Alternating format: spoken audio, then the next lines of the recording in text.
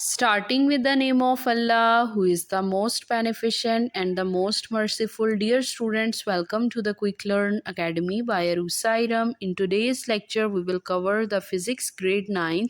It's Unit 2.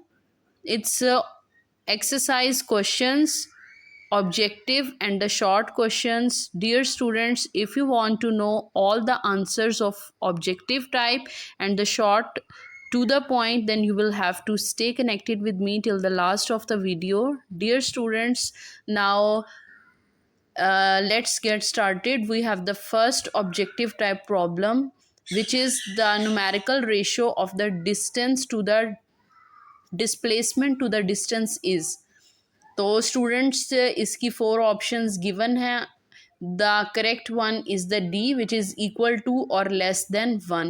2.2 is if a body does not change its position with respect to the some fix point then it is set to be in a state of rest. अगर body position को change नहीं कर रही तो हम कहते हैं वो ऑब्जेक्ट जो है रेस्ट पे है.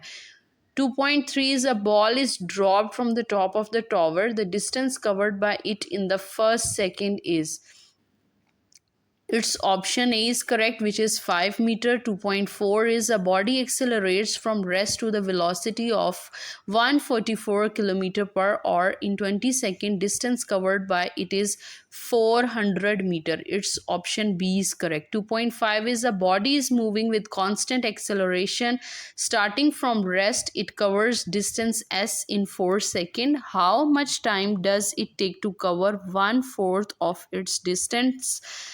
Its option A is correct, which is 1 second. 2.6 is the distance time graph of the two objects A and B are shown in figure. Point out the true statement from the following. Then the option B is correct, which is the velocity of A is less than B. 2.7 is the area under the speed time graph is numerically equal to the distance covered. Its option D is correct. Now the students, we have 2.8 objective type question, which is gradient of the speed time graph equal to the it is equal to the acceleration. 2.9 is the gradient of the distance time graph is equal to. Students इसका correct option जो है वो speed है. But अगर आपसे exam में पूछा जाए कि gradient of distance time graph क्या होगा, अगर स्टूडेंट्स ये कंपल्शन लगा दी जाए कि distance is equal to the displacement, then we have its option b correct, which is the velocity. तो आपने स्टूडेंट्स इस ऑब्जेक्टिव टाइप को करते हुए ज़रा ध्यान से स्टेटमेंट को रीड आउट करना है, because it might be it might create confusion. इसको अवॉइड करने के लिए आपने अपना जो कॉन्सेप्ट है उसको क्लियर रखना है. इसके बाद स्टूडेंट्स 2.10 है, which is a car accelerates uniformly from 80.5 kilometre per hour at t is equal to 0 to 113 kilometer per hour at t is equal to 9 seconds. Which graph best describe the motion of the car? Its option B is correct, जहाँ पे students आपको एक linear graph दिखाई दे रहा है between the velocity and time. तो dear students, इन objective type questions में कुछ न्यूमेरिकल टाइप प्रॉब्लम्स भी पूछी गई हैं. जैसा कि मैंने आपको प्रीवियस लास्ट 2 वीडियोस में कंप्लीट डिटेल में न्यूमेरिकल प्रॉब्लम्स को सॉल्व आउट करना बताया कि आपने कैसे इक्वेशंस ऑफ मोशन को मेमोराइज करते हुए उन्हें किस तरह से इम्प्लीमेंट करना है. तो स्टूडेंट्स, जैसा कि आपके objective type numerical problem exercise objective type problem 2.3, 2.4, 2.5 जो हैं ये उन्हीं कॉन्सेप्ट पे बेस करते हुए आपने इनको सॉल्व आउट करना है. यहाँ पे मैंने जस्ट आपके साथ इनके आंसर्स को शेयर किया है. आपने इनके सॉल्यूशंस को खुद थिंक करते हुए इनको सॉल्व आउट करने की कोशिश करनी है. इसके बाद स्टूडेंट्स हम शॉर्ट क्वेश्चंस को देखेंगे. ऑब्जेक्टिव टाइप क्वेश्चंस के बाद आपकी बुक के ऊपर एक्सरसाइज शॉर्ट क्वेश्चंस मेंशन है of the unit 2, which is kinematics. Students, आज के इस लेक्चर में मैं कंप्लीट टू द पॉइंट आपको सारे शॉर्ट क्वेश्चंस बताऊंगी. 2.1 is define scalar and vector quantities. तो स्टूडेंट्स आपने चैप्टर के स्टार्ट में पढ़ा होगा कि स्केलर वो क्वांटिटी है, ऐसी फिजिकल क्वांटिटी जिसको डिस्क्राइब करने के लिए जस्ट मैग्नीट्यूड चाहिए, आपको डायरेक्शन को बताने की बिल्कुल भी ज़रूरत नहीं पड़ती। It is known as the scalar quantity like length, time, speed. और वेक्टर क्या होता है? वेक्टर वो फिजिकल क्वांटिटी है जिसको डिस्क्राइब करने के लिए मैग्नीट्यूड के साथ साथ हमें डायरेक्शन भी चाहिए होती है। For example force, velocity and acceleration. इसके बाद देखें students, the second short question is give 5 examples each for the scalar and vector. आपने 5 स्केलर और 5 वेक्टर एग्जांपल देनी है। तो ये आपके चैप्टर नंबर 2 के स्टार्ट में वेरी फर्स्ट पेज के ऊपर 5 एग्जाम्पल्स मेंशन है, उनको आपने राइट कर लेना है। आप एक टेबल ड्रॉ कर लें। स्केलर में आएगा distance, length, time, speed and temperature. और डियर स्टूडेंट्स, वेक्टर में आएगा displacement, velocity, acceleration, weight and the force. इसके बाद स्टूडेंट्स हमारे पास 2.3 शॉर्ट क्वेश्चन है which is state head to tail rule for the addition of vectors. तो students, head to tail rule क्या होता है? तो students, head to tail rule जो है हमारे पास बेसिकली दो वेक्टर्स को एडअप करने के लिए यूज़ किया जाता है। आपने बेसिकली दो वेक्टर्स को लेना है। लेट्स सपोज वैसे तो ये एनी नंबर ऑफ वेक्टर्स को ऐड करने के लिए यूज़ कर सकते हैं, but here I will describe you with the help of only two vectors. Let's suppose we have the vector A. आपने X axis and Y axis को draw करने के बाद ए वेक्टर लेना है, उसकी टेल को ओरिजिन पे और हेड को आगे की आउटवर्ड डायरेक्शन में जो है ड्रॉ कर लेना है। उसके बाद स्टूडेंट्स आपने वेक्टर बी लेना है, उसको इस तरह से प्लेस करना है कि उसकी टेल फर्स्ट वाले के हेड के ऊपर आए। अगर स्टूडेंट्स आप कोई थर्ड वेक्टर लेना चाहते हैं तो उसको आप आगे सेम लाइकवाइज जैसे बी को प्लेस किया आप सी को भी कर सकते हैं, डी को भी, एफ को भी। इसके बाद स्टूडेंट्स हमने बेसिकली दो वेक्टर्स को एडअप करने के लिए एक रिजल्टेंट वेक्टर ड्रॉ करना होता है। The resultant vector is that कि आपने लास्ट से लेके फर्स्ट से लेके लास्ट तक एक लाइन लगाएंगे इस तरह से कि जो टेल है रिजल्टेंट की वो फर्स्ट वाले की टेल के साथ कोइंसाइड करे और उसका हेड जो है वो लास्ट वाले वेक्टर के हेड के साथ कोइंसाइड करे। This is basically known as the head to tail rule and it is used for the addition of two vectors or any number of vectors. Now let's read out the statement of the head to tail rule. To add a number of vectors, redraw their representative lines such that the head of the one line coincide with the tail of the other. The resultant vector is a single vector which is directed from the tail of the first vector to the head of the last vector.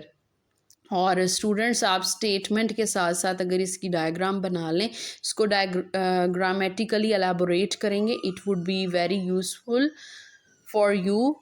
Now we have the 2.4 question which is what are the distance time graph and the speed time graph.